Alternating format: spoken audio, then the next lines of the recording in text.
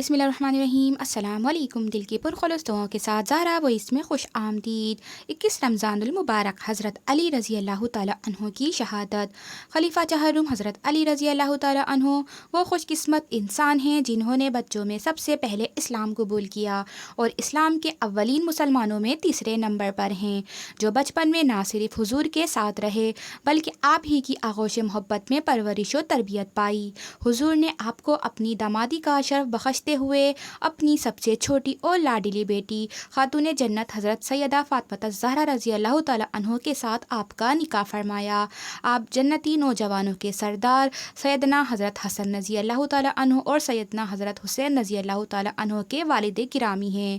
آپ کا نام علی، لقب اسد اللہ، حیدر اور مرتضیٰ ہے، کنیت ابو الحسن اور ابو تراب ہے۔ آپ کا سلسلہ نسب حضور کے بہت قریب ہے۔ آپ کے والد ابو طالب اور حضور کے والد ماجد حضرت عبداللہ دونوں حقیقی بھائی ہیں۔ آپ کی والدہ فاطمہ بنت اسد بن ہاشم تھیں۔ آپ نجیب الطرفین ہاشمی ہیں۔ حضرت علی رضی اللہ تعالیٰ عنہ جب حضور کی آغوش محبت میں ان کے گھر تشریف لائے تو اس وقت آپ کی عمر صرف 2 سال تھی اور حضور کے وصال کے وقت آپ کی عمر 29 برس تھی۔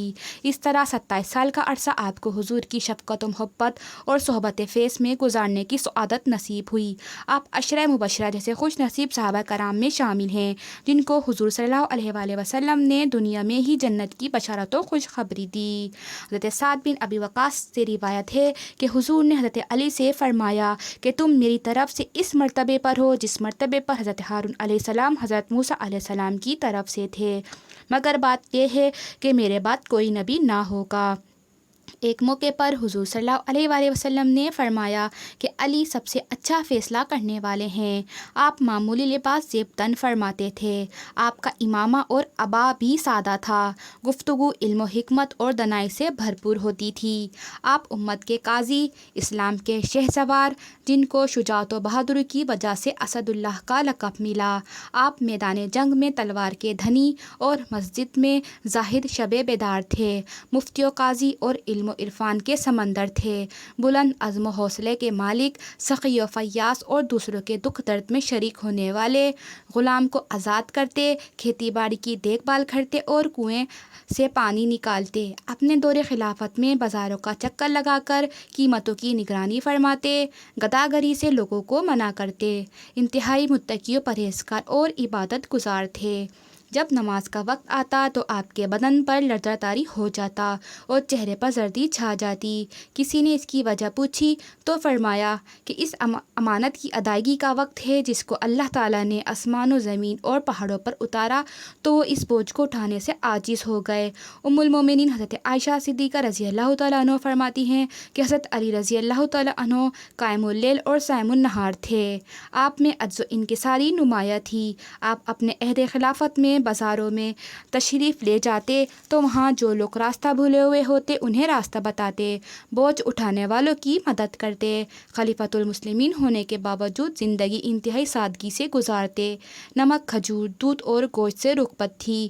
صحابہ کرام رضی اللہ تعالیٰ عنہ میں جو لوگ سب سے اعلیٰ درجے کے فصیح و بلیغ، اعلیٰ درجے کے خطیب اور شجاعت و بہادری میں سب سے فائق مانے جاتے تھے، ان میں آپ کا مرتبہ بہت نمایاں اور بلند تھا۔ آپ غزوہ تبوک کے علاوہ تمام غزوات میں شریک ہوئے۔ ہر معرکے میں آپ نے اپنی شجاعت و بہادری اور فداکاری کا لوہا منوایا اور بدر، احد، خندق و حنین اور خیبر میں اپنی جرأت و بہادری اور شجاعت کے خوب جوہر دکھائے۔ جنگ خیبر کے موقع پر حضور صلی اللہ علیہ وآلہ وسلم نے آپ کی آشوب زدہ آنکھوں میں اپنا لعاب مبارک لگاتے ہوئے آپ کو فتح کا جھنڈا عطا فرمایا۔ حضور کے مبارک لعاب کی وجہ سے آپ کی آشوب زدہ آنکھ بالکل تندرست ہو گئی اور حضور کے عطا کیے ہوئے جھنڈے کی برکت سے خدا تعالیٰ نے آپ کو جنگ خیبر میں فتح عطا فرمائی۔ ہجرت کی شب حضور کے حکم پر تمام تر خطرات کے باوجود آپ حضور صلی اللہ علیہ وآلہ وسلم کے بستر مبارک پر آرام فرما ہوئے۔ آپ کا شمار ان مسلمانوں میں ہوتا ہے جو اسلام میں سبقت لے جانے والے ہیں اور جنہوں نے بلا کسی جھجک اسلام قبول کیا۔ آپ نے آخری وقت میں حضور کی تیمارداری کے فرائض سر انجام دیے اور دیگر صحابہ کرام کے ہمراہ آپ کو غسل نبی کی سعادت بھی نصیب ہوئی۔ آپ میں خشیت الہی اور عبرت حاصل کرنا بہت زیادہ تھا۔ ایک بار آپ ایک قبرستان تشریف لے گئے۔ کسی نے کہا کہ اے ابو الحسن، آپ یہاں کیوں بیٹھے ہیں؟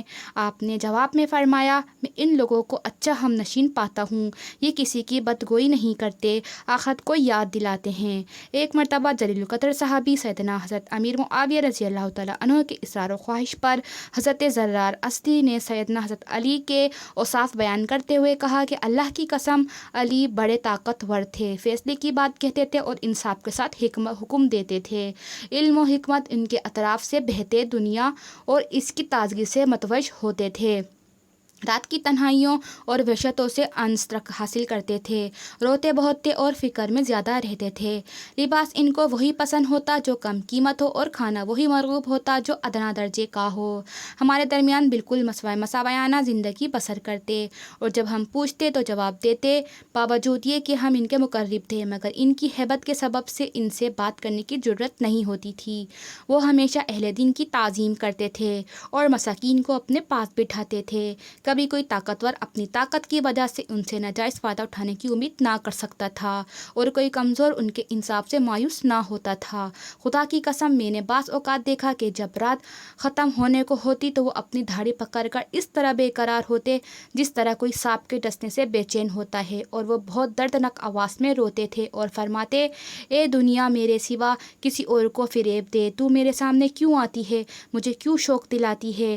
یہ بات بہت دور ہے، میں نے تجھے 3 طلاق بائنہ دی ہیں جن میں رجوع نہیں ہو سکتا۔ خلیفہ سوم سیدنا حضرت عثمان غنی کی شہادت کے بعد سیدنا حضرت علی نے مسند خلافت کو زینت دی اور 3 ماہ کم 5 سال تک 22 لاکھ مربع میل کے وسیع اور اس خطے پر نظام خلافت راشدہ کو جاری کرنے کے بعد مسجد میں عبد الرحمن بن ملجم کے ہاتھوں زخمی ہوئے اور 21 رمضان المبارک کو ان زخموں کی تاب نہ لاتے ہوئے شہادت کے اعلیٰ مرتبے پر فائز ہوئے اور کوفے کے نزدیک مقام نجف میں دفن ہوئے۔ شکریہ۔